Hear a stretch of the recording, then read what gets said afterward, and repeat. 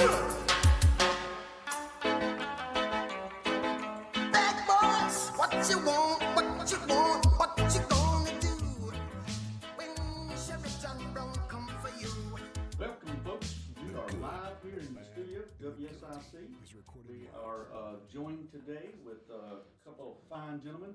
One of my friends is in here, the detective Kevin Sherard. We'll get around to the reason why he's here, and he just found out that he's going to stay with me the entire show, so he is the show. But at the head of the table here, we've got Jason Lanning with Farm Bureau Insurance, and if you guys tune in any of our other shows, you always know that Farm Bureau has been really good to us.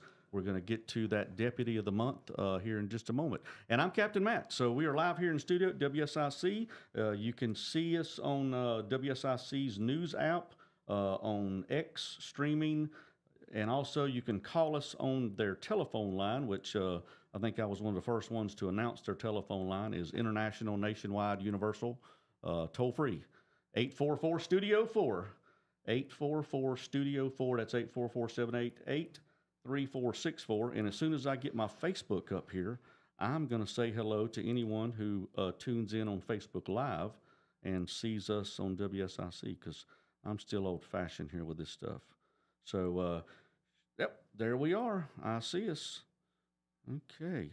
So thanks again, guys, for joining us here today. If you're on, yep, I say Sissy's O'Diddle is watching us. Hey, so we've got a good show. We're going to talk about some investigative purposes. We're going to talk about some of the events going on in the county, some of the stuff's going on with the sheriff's office. But let's get to the head of the table here, the big guy. All right, Jason Lanning, and I say big guy because he's been. How long have you been not Deputy of the Month, but Athlete of the Month? What you've done in the community? How long you've done that? We've been. The football started probably 6 years ago. Really? 7 or so, and then that's when we wanted to start doing this. We've been doing this now maybe 3. Yeah, I think it's been about 3 years. Yeah. I know I had the awesome opportunity of compiling the supervisor's request or nominations each month for this, and sometimes it's overwhelming, which is not a bad thing. And I had several this month, and it's great to hear the supervisors. 1 month, actually, I let some of the peers do some nominating, so that was great to do that. But we really appreciate you guys coming along beside us, sponsoring us, helping us out anytime we need anything. You guys are there for us, and to be able to award one of our own is really an award to you guys as well for what you've done for us. We appreciate that, and that's why we like getting out in the community doing that stuff. And we do not pick it. We don't have a clue. We show up. Yep. We don't pick the game balls either. You know, it's funny. Every dad I'm walking through is like, "Hey, see man, my boy tonight?" I'm like, "I don't pick it. I don't know till they say the name. I like it that way." And it's great because the crowds will part. Yeah. Jason's coming down. It's like, here he comes. Here he comes. Where's he going with that ball? You know, coming down. So that's awesome. My son, he didn't play at all. He's getting that ball tonight. I know. Watch him. Where's he going? Oh, he didn't go there. That reminds me. Let me get your number before we leave. My son. Yeah, exactly. That works out good. And each agent's got their own place they go to. To me, it makes it better because then you're recognized there and hopping around. I'll fill in and go other places, but it's kind of geographic. I'm closer to Mooresville area, so I go to Lake Norman. Richard does Mooresville over there because his son plays there, and then some of the other agents are at South and all that. So we break it up that way. It makes we're Mooresville guys. So there you go. Exactly. Finally representing in here. Normally we're outnumbered by the North Iredell gang. Well, I've coached at Lake Norman for like 16 years, so it made it easy just to transition and kind of stay there already. I was going to be at the games anyway. So, there you go. And, might as well bring a ball with you and make an award. So, but it's always good. We like getting out in the community doing that. So, and of course, this is just an added thing. And we appreciate that because we're always going to be here. We're always going to be watching and you know helping out you guys and hopefully everybody's going to be watching us and seeing who we're going to tune in and have as the Deputy of the Month, or this month it'll be the Detective of the Month. Kevin Sherard. Now, Kevin has been with us for several years now. I know he was a paramedic before. Since 2013 in Iredell County, paramedic there. We were fortunate enough to get him on as a deputy with us in 2020. And you didn't stay a deputy very long. 1 year. Yeah, that's it. So sheriff's good about finding, people to put in key places to do what they need to do. And you've been where you have been now in property crimes for... Since 21, so Right. 3 years. 3 years. And you also hold a very important role on our tactical team, on the CERT team. What is that? Yeah, I'm the medic on the team. So. Okay, all right. So you do a lot more life-saving things in the agency and in the community, all right, that we can't be without. A lot of people don't realize, whenever those teams go in, we need that help, and we may be giving the help to someone inside. And he's always there. I saw he got a new pack today. That was going to be something that's left on one of the response vehicles. Right. But I know you just got another vehicle, a patrol vehicle that's able to hold some more of the stuff. So yeah, you run out of room quickly, you needed that. So. Hey, I'm the same way. I used to have a pickup truck, so that was I used to have a SUV, and now I got a pickup truck, so I got to haul trailers and move stuff around going to these events. But and we'll talk a lot more about that, Kevin, when we get through here. But in particular, your Sergeant Scott Hall had put in a nomination for you for just this past month.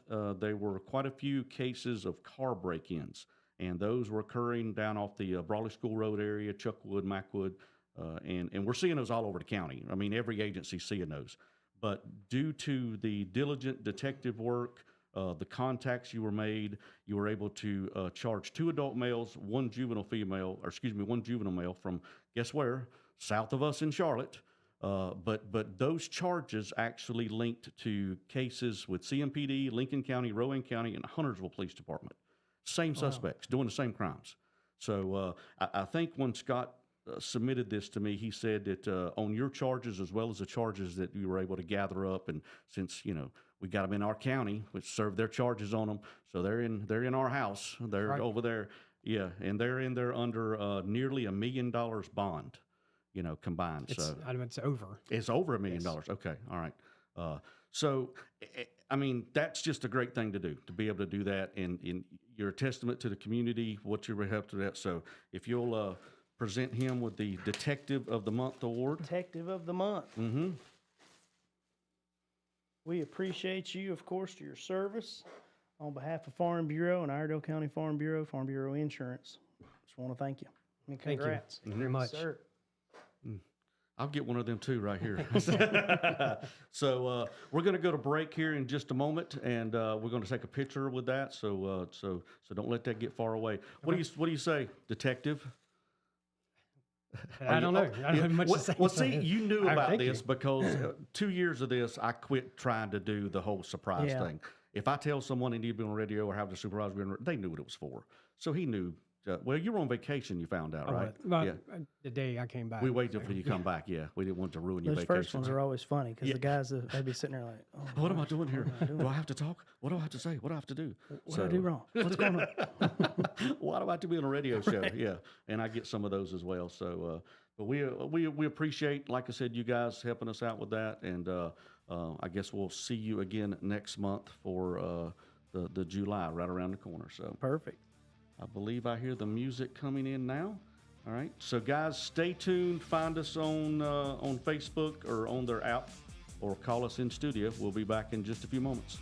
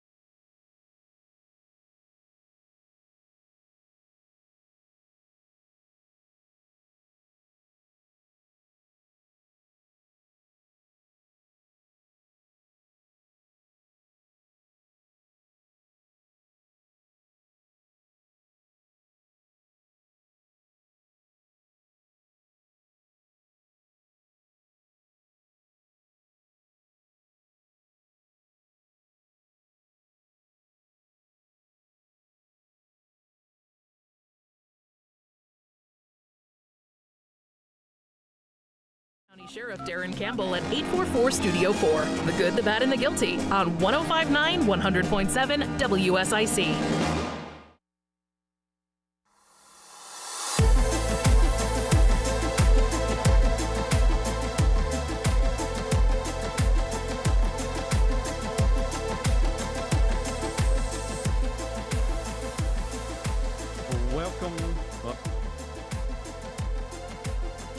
Welcome back in studio, guys. We are live here on WSIC. We appreciate you tuning in to check us out today. We just presented a very deserving young man, the Farm Bureau Deputy Detective of the Month Award. And you know, it's really great that we've been able to honor quite a few of the different parts within our sheriff's office, detention officers, supervisors. I mean, you know, the school resource officers, all those folks have been able to be benefited by this, so we appreciate that. During the break, we were talking about this actual. Oh, during the break, I got to switch chairs, so yeah, kind of fit in these right here a little bit better, and got Jason over here. The chair seems smaller. Is that what it is? It's way shorter. Yes. Okay. Yeah, it feels that way. Exactly. I come in here one day and these mics were sitting up on a block. I'm like, that's going to be hard to do. So, so during the break we were talking about these B&Es, these car breaking and enterings, and I know we've done a few shows and talked about how the importance of locking your cars. And you know, it's a simple thing, but it has to be drilled into people's head. Lock your car doors, lock your house doors, lock your storage buildings, lock up everything. But one of the interesting things that I learned now, don't take this, you know, like go in there and unlock everything, because you do that, you're giving the criminals free rein. But insurance is still covered if you didn't lock that car. Yeah, I mean, it's if you got the same thing. If you've got a tractor sitting outside of your shed or inside the shed, and they break in the shed and get it out, and you don't have a lock on it. Right. It's your personal property. The issue you run into a lot on personal property inside of a car, it doesn't meet it's not enough to meet your deductible typically on your homeowners. Okay. That's kind of where that comes in, unless it's a lot of stuff, you know. And like we talked about on the last one, is if you've got something that's extremely expensive, like you've got a $15,000 watch in there, you want to have that itemized, because you don't have, it's not going to cover all the way up to that number. Certain things, high value things, you have to prove the value to have them put on a separate endorsement, because your homeowners will only cover a certain limit. Okay. So when someone, you know, I'm just trying to be that guy out there that doesn't believe in locking their doors, and when they, I don't want to lock my doors because they're going to break it. They're going to break into it. I mean, you're still covering that too. You're fixing the door. Hey, man, you gotta fix I've the got door, a Jeep with $1,000 top on it. If I lock the doors, they're going to cut the top. They do that anyway. Yeah. And you're going to replace the top. So, yeah. Yeah, I was in, years ago, I used to work in downtown Charlotte, and I remember I always left my Jeep doors open because there's nothing in there. Right, yeah. Except change in my cup holder or whatever, and I'll never forget, somebody sliced the whole top up. Yep. Doors are unlocked, you know. It's Jeep, it's kind of pointless, you know. Yep. Right. So kind of like the guy at the buffet, when it's all laid out there for them just to pick up, then why not try? How do these guys find their targets whenever they go into these neighborhoods? I assume this is neighborhood. Yeah, it's somewhat of a neighborhood. Okay, Yeah, it's off of Main Road, off of Burley School. Okay. From what I've been seeing from most of these cases, I've worked a lot of these type of cases. They're actually looking for neighborhoods in higher end areas. Okay. They're actually going on Google or they're going on maps and looking for these areas outside of Charlotte. Traveling from Charlotte to these areas and coming out and just looking for these cars. People feel safe outside of Charlotte. They're leaving them unlocked. They're coming out here and doing it. Yep. And it's so this was a 2-3 person crew.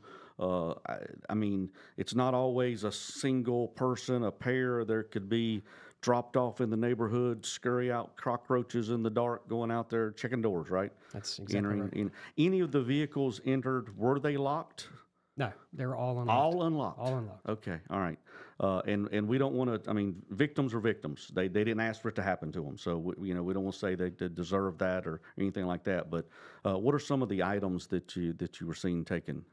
Handguns, credit cards, debit cards. And that's what they were looking for. That's what they got. So guns, credit cards, serial numbers are on them. Did you get serial numbers from the victims? Every single one. Outstanding. That's great. Okay. So some of these crime prevention techniques and tips have helped. Yes.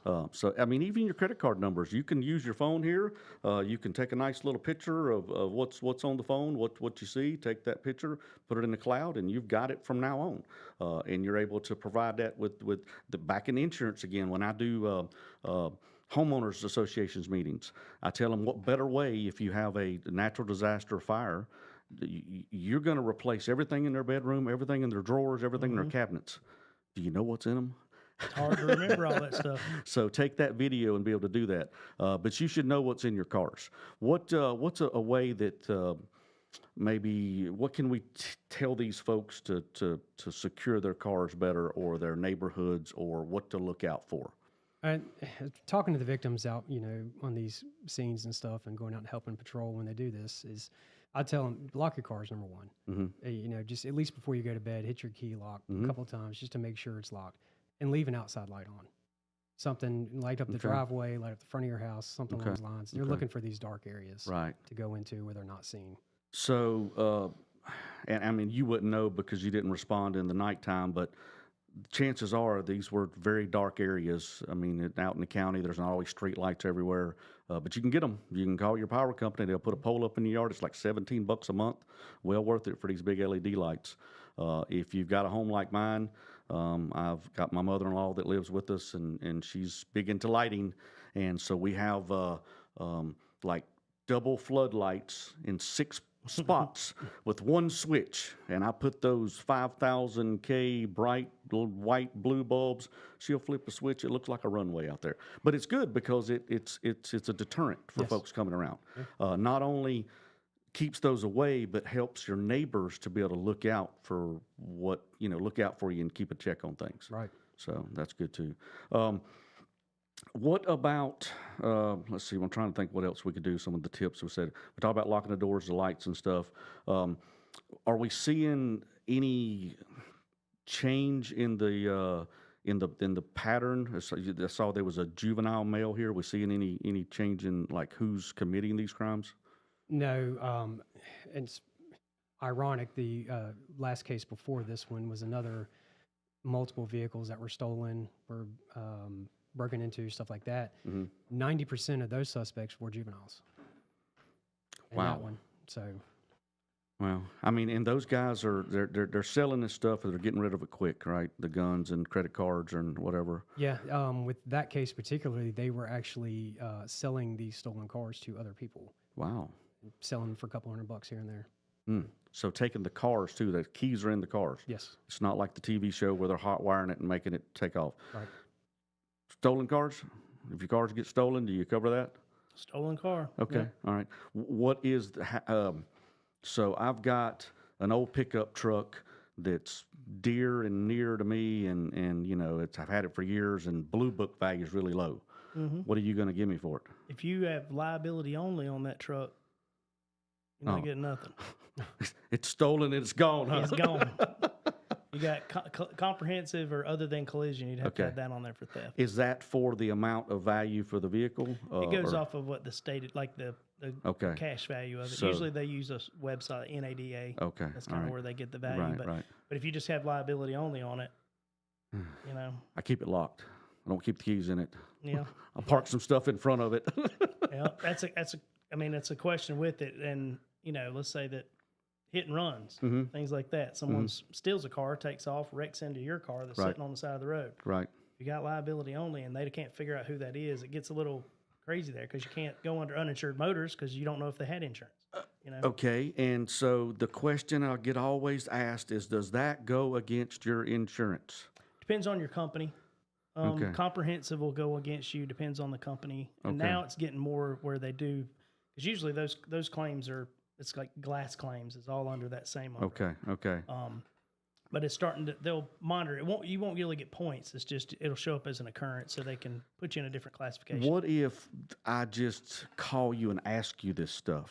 Or is your little antenna going up and you're marking my file that I'm, okay. I mean, I'd rather somebody call and ask me ahead of time and figure out. if they got a $30,000 ring that they keep in their glove box. Well, I was at a community meeting the other day, and there were some shots fired in the community, and a bullet went into a house, and they don't have the suspect, that shot the house or whatever, but they know the bullet hole's there, and it's done damage, and so they were talking about turning in a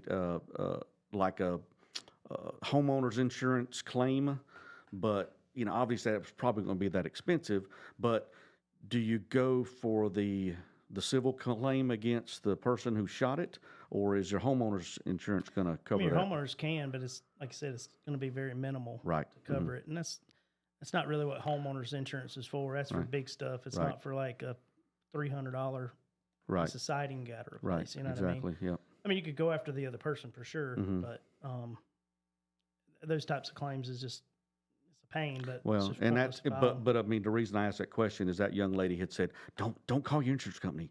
They'll raise your rates. They'll get canceled. You're asking them about it.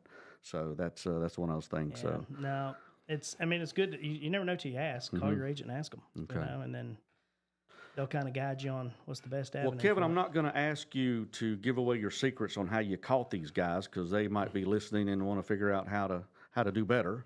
But I promise you, they're not listening.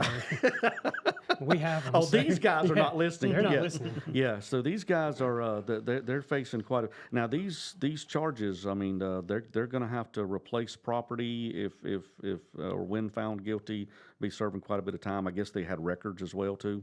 Yes. Okay, all right, yeah, of course, and I mean, just again, like I said, people out there, crimes of opportunity, but unfortunately, there are criminals of opportunity that continue to prey on those that we need to make sure stay safe. Guys, come back in just a few moments. We're here with Detective Sherard and Jason Lanning from Farm Bureau. I'm Captain Matt.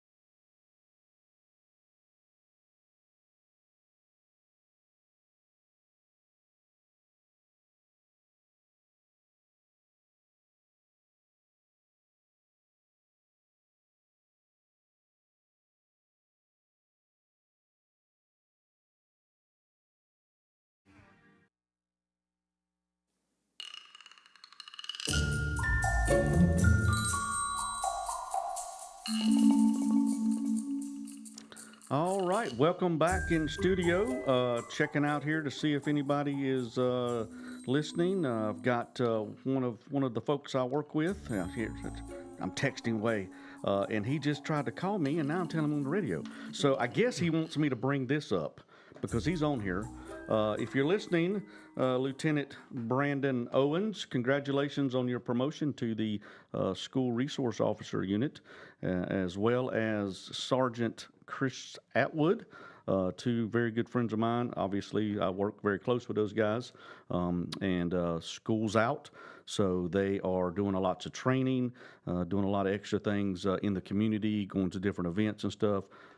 Chris Atwood's got K9 RIP, and I know he's been to not just the daycare things or whatever that the kids are at, but some of the older adult care places.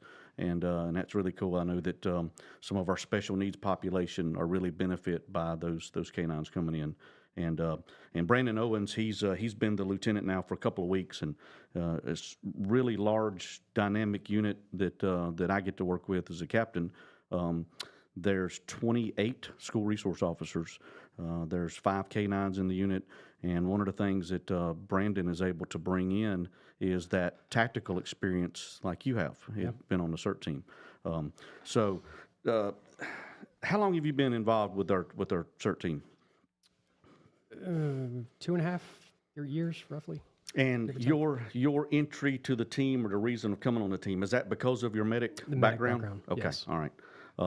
And I mean, how do you train for that? Because I know the CERT team trains quite a bit, tactics, that kind of stuff. How do you train for medical response? Just experience for one thing. I teach EMT paramedic as well, so I still do the hands-on stuff. Sometimes during the training, we'll enact scenarios within the training, so we'll get in and get hands-on and stuff like that as well too. Okay. So, all right. That's pretty much how we go about it. All right. Are you practicing with them all the time? You're called out all the time, right? Yes. Every time the team's engaged. Okay. Everything they do, all the training, everything. Okay. I know that some negotiators have done that in the past before too. Worked with them. I know you're part of the homicide team. That's one of the things we talked about last night. Last night also was first night of the Teen Academy. And we had a great group. 34 of the 43 registered young teens had showed up.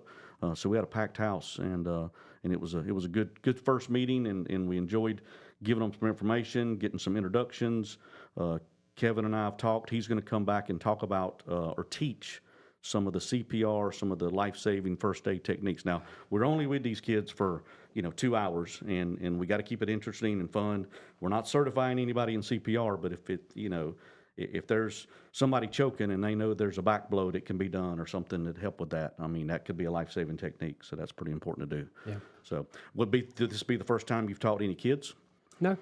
Okay. I've taught a bunch of different crowds, different ages. All right. So I know you've done some. I've seen you at Mitchell College before, working with those guys, and our paramedic population, I guess you could say, are all ages.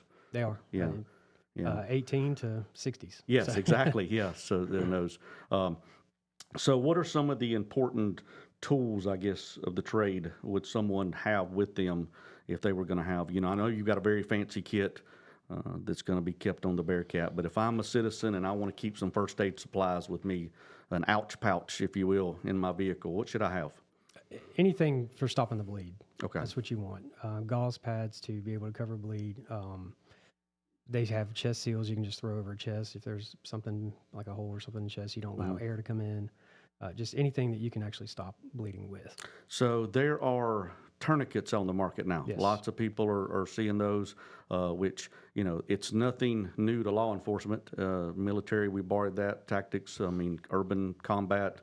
You got to help yourself, keep yourself in the game, and we train with those, and we put those on ourselves and put those on others. Right. Good and bad guys, whatever we need to do. So you'll see a lot of officers carrying those on their belts and stuff or other rigs. Is that something that a citizen should have or could have? Most definitely. Okay. And they sell them everywhere. Just I would be mindful buying it from Amazon or something. Okay. If you're paying $5-10 for a tourniquet, you probably need to you check get what that. you pay for. Yeah. Okay. And what he's talking about, guys, is I can't even think of the name of it now. What is it? Is it the Cutlass? Was that The windlass wrap. Yeah. So there's a little stick like that you twist and twist and twist and get tighter and tighter, and you're going to get what you pay for if it's plastic. It's convenient to carry, but what's happened when it pops and you've got no way to tighten that thing up anymore? So there's metal ones and aluminum. They're still lightweight. And I know I've seen those in some of the our threat assessment investigators have gone and done classes for the church for active shooter classes and preparing some safety teams. And I think there's even kits for churches. Yeah, you'll see them in public malls, churches, schools that know they've been trying to put stop the bleed kits. Right. Just the same thing you have in AED in different locations. You want something like that with it. Right. So on the wall would be 20 tourniquets ready for a mass, incident or something like that. Or so some of those stop the bleed products. Do you just need the gauze or that other? The what is it? The powdery stuff, the coagulant. They got away with the powder. Just Okay. A lot of research is done. They do have quick clot within the gauze. Okay. And they actually will put it into the wound to help stop that. Okay. There's a lot of research been done with the powder itself, causing more burns than anything. So you kind of look at different products and different things. So. All right. So I'm thinking about how I can do this to insurance now because I want to bring you back in here. Exactly. So if I, which you can answer this too. If I fix your arm, put your little splint on your arm there, but it doesn't grow back right, am I going to be in trouble? Is my insurance? Do I have something that's going to pay me for breaking you? You could be sued for anything, really. I mean, they could sue you for anything. Right. Exactly. But, your personal liability kind of helps with that. I mean, like let's say you're riding a bicycle down the road, you run over somebody. That's where your personal liability comes in because you don't have liability on the bike, Okay. or snow skiing. Right. Happens actually. You run over somebody, hurt them really bad. But there's a Good Samaritan law, right? Yeah, And there's something. there's a Good Samaritan Act, right? yeah. And that's where now you're held to a higher standard than even me, right? Because you've got higher training. But the regular citizen out there that tries to help or does something, to make it better for someone else, they shouldn't be worried about that kind of stuff. No, as long as complete negligence, Right. You're protected under a Good Samaritan Act. Right, exactly. And again, we do these active shooter trainings, and we'll come to your homes, neighborhoods, businesses, churches, doctors' offices, and that's some of the things we talk about is, if there is an injured person, do you move them? Do you leave them? What do you do with them? Well, if there's a shooter, you got to make sure you're taken care of. You're safe. But if you can get someone out of the line of fire, don't worry about, they need to be in full spinal protocol. Don't move their neck. They could never walk. Well, I'd rather get them out of the line of fire if you can. Especially if it's a friend, loved one, family member, or something like that. Something to think about in those situations. So have you done some of those active shooter trainings from your standpoint with the medical standpoint? Yeah, we do it a lot. Okay. I've done it with CERT team, done it teaching EMT and paramedic classes. We'll do it with that. Teaching the BLET class, Okay. first responder. That's one of the last things I do at the end of the week is a full-blown active shooter type scenario with them because we do teach first responder in BLET. So. Right. Is it still as long as it was 25 years ago when I went through it? It's 1 week. 40 hours. Yep. Okay. Do you have all those pictures to show of the gory, horrible? I got all kinds of pictures, but I'm not able to see them. So, Well, see, we need to get together more because we're having a great conversation here, and I feel like I've not talked to you that much about that stuff. But it's very interesting, and like I said, I approached you, or you offered to me. We're talking about the Teen Academy, and I know you got some exciting things to do with them. Just working with these young adults about what we're just talking about here, about how to be good citizens, to help someone else, help themselves, help a family member. All those things are important, and obviously we'll talk about, the most important thing is to call, to make a report. See something, say something. Yeah. And that's the same thing with adults. See something suspicious in your neighborhood, report it. These cars that are broken into, I guarantee you there was a door left open and a dome light was on in a car and somebody noticed it. And maybe if they'd just called, they could have had someone ride through the neighborhood and caught them going from door to door. Or even if you see a strange car at 3 or 4 in the morning, you know that doesn't belong in the neighborhood. Yep. That's exactly right. Nobody's up to any good after that late at night. Yeah. Cops and crooks are out. That's right. We're the cops, so call us on them. Guys, we'll be back for our final segment here in just a few moments. Please stay tuned or tune in.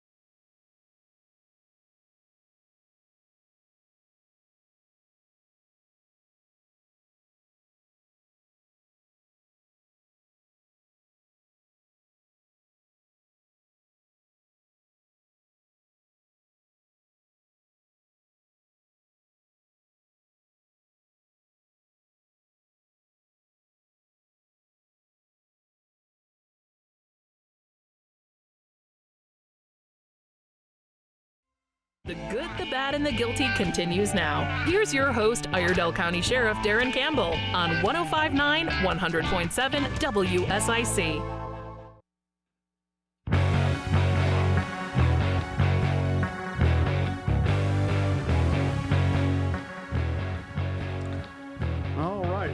Welcome back in studio here. I'm still looking, and nobody's given us any questions or comments.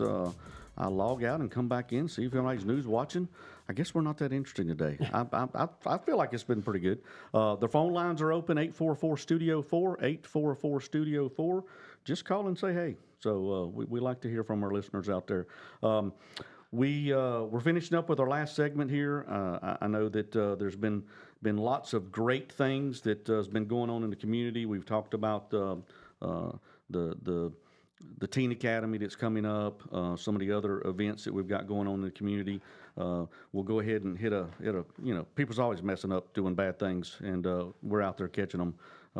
The drugs are continuing. We've got Lieutenant Chase Little was able to conduct a traffic stop, and this was assisted by Deputy English, one of our newer deputies, and the vehicle yielded 73 grams of marijuana, 5 grams of methamphetamine, various drug paraphernalia, and they were taken to the detention center for $20,000 bond, and And Sheriff Campbell, the statement here, our deputies are committed to ridding our county of drugs and ensuring the safety of our community. This arrest is a testament to their dedication and hard work.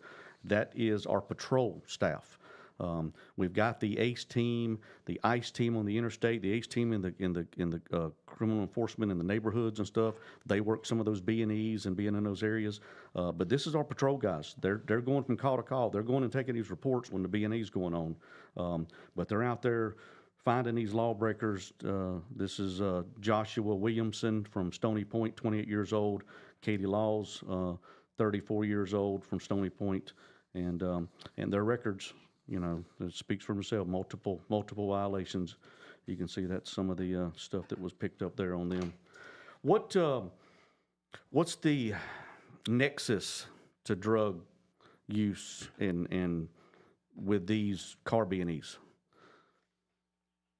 Sheriff always talks about that nexus to drug, and you know what it is. I mean, it's getting what they can get to sell and get by the dope. Right, exactly. What supporting that habit, if you will, but it's not a habit when you can kick it with some help, and we're out there to help you to do that. We'll help you find that. But they're out there stealing from friends, families, strangers, neighbors, whoever they can, to be able to get that stuff and buy that dope. And continue to do that. So, I'm a drug dealer. My dope gets stolen.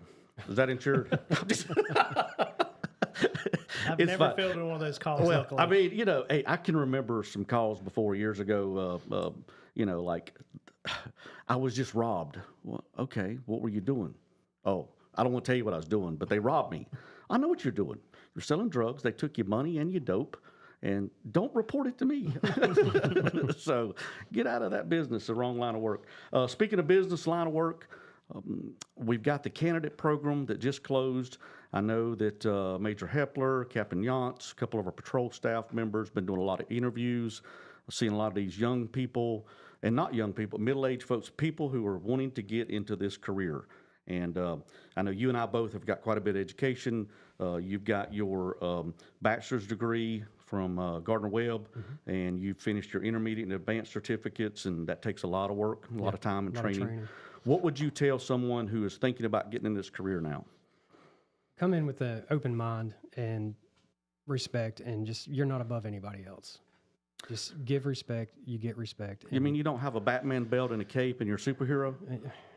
Well, it depends on what little child, your little kids come up and think that all the time. But, people will respect you more if you respect them. And that's how you have to go into it. Yeah, that's a good life lesson. That's a good thing to live by. And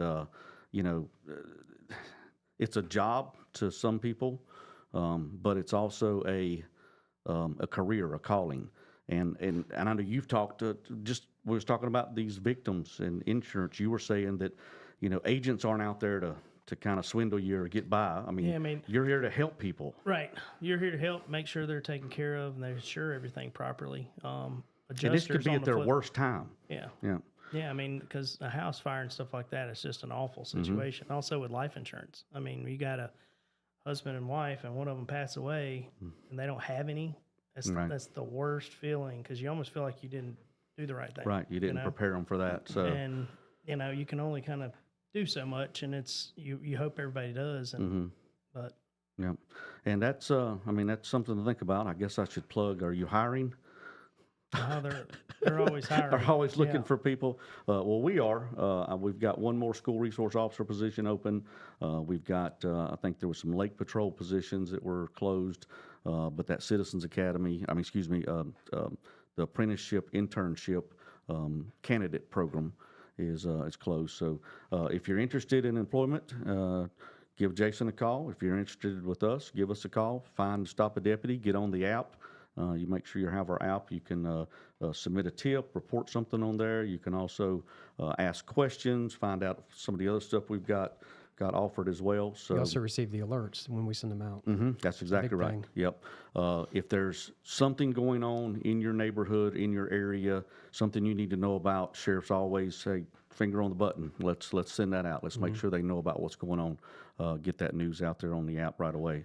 And that could be missing persons to stay out of the area. They've been something, serious situation going on, and you need to know about it. or be on the lookout for something for us. That's a helpful thing to do. We can't do our job without the people. So that's true, exactly. Yeah. And it's what is community policing? It's policing by the people for the people. I mean, we are the police, we are the community, we are the police. So we're out here trying to help everybody stay safe when they need what they need to do, see what they need to do, and what we need to do to help them stay safe. Right. So, any final comments from the insurance world, Mr. Lanning? Yeah, football season's coming up. Look forward to seeing everybody at the games. Mm-hmm. Again, we don't pick them; we try and guide them. Mm-hmm. I mean, if we do that every now and then, we have to step in. It's not a participation award; it's but player of the game. That's what we want. And if your team's getting beat by 50, it's hard to get an offensive player of the game for the losing team. Yeah, so, it is.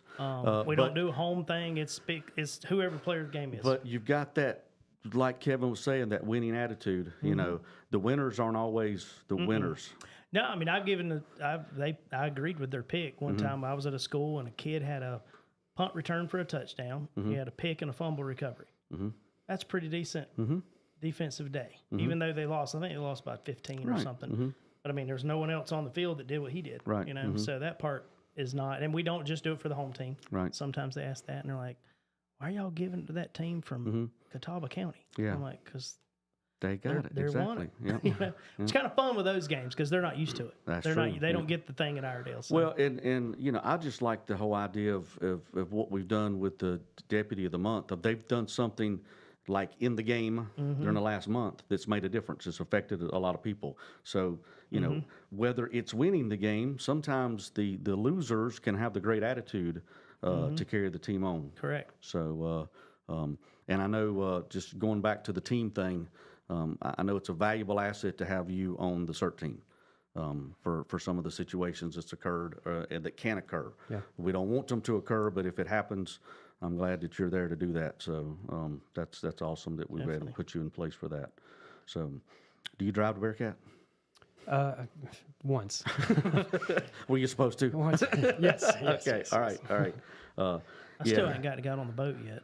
Okay, so I'll give you the calendar for the. I'm serious. I'll give you the flag calendar. them down when they're riding by me on the water. Now we can't work with. You can come and be one of my adult chaperones for the Teen Academy. There you go. Yeah, because with those 34 cadets down there riding on that boat, we're going to have to bring out both boats, and that'll be one of the days at Stumpy Creek. So it'll be down in the neighborhood. I have to circle around every time we go out. My kids will be like, is that the boat? No. It's hard to miss the boat. It's out there. Well, they're busy too. It's 100 degrees out there. It's like I'm not going to flag them down, but my kids are funny. They love watching that thing. It's great, and just like we're telling you here about safety for your cars and doing the right thing, wear your life jacket. Please. Yeah. I mean, unfortunate incident that happened, just last week, the holiday. I mean, if you're going to get off that boat, you need to be wearing something to keep you afloat. I mean, that's right. There's no sense in look at what I can do, and sometimes we're watching, people are watching, or alcohol's taking over. But be responsible if you're going to be on the water. Alcohol and water don't mix, and it's very, very important to stay safe, especially for our young people doing that. Speaking of young people, great opportunity. I'm glad I remembered that. Next week, we've got first of its kind offered, the Youth Education Outdoor Week. So it's going to start off on Monday at North Iredell High School. We're going to be teaching the hunter safety course. It's required to have the 8-hour course to be able to get your hunting license. We're going to spend a day with the teaching archery, one day with muzzleloader, black powder, primitive weapons, and then Thursday is going to be that boater safety class, which everybody has to have that after a certain age, and that's that's really smart. That's an 8-hour class to have, and that is free of charge. It's not going to cost anybody anything. So if you go, give us a call at the office. I can get you, just ask for Captain Matt. I've already told a few people about that. We're shooting for, like we're targeting right now, the Teen Academy. No pun intended. Yeah. Oh, hey, yep. So our age group that we are trying to, I just want to say it again, to reach, yes, to educate is the teens. We will take... I think that the education, the hunter safety, is kind of based on a 10th 10-year-old, 5th grade type education, sixth grade, you can do that. But, you know, we've got to make sure we stay safe with them. So if there's a parent or something that comes, you know, we offer those classes for older folks as well. But next week is going to be the youth education and teenagers. But if you get on our website or get a hold of me, you'll be able to get that free of charge. It was on our Facebook. Make sure you like and share everything that we send out. We appreciate your support. Thank Congrats you again. Thank you. Thank you all for letting me come in. Thank you, Kevin. No, thank you. Mm-hmm.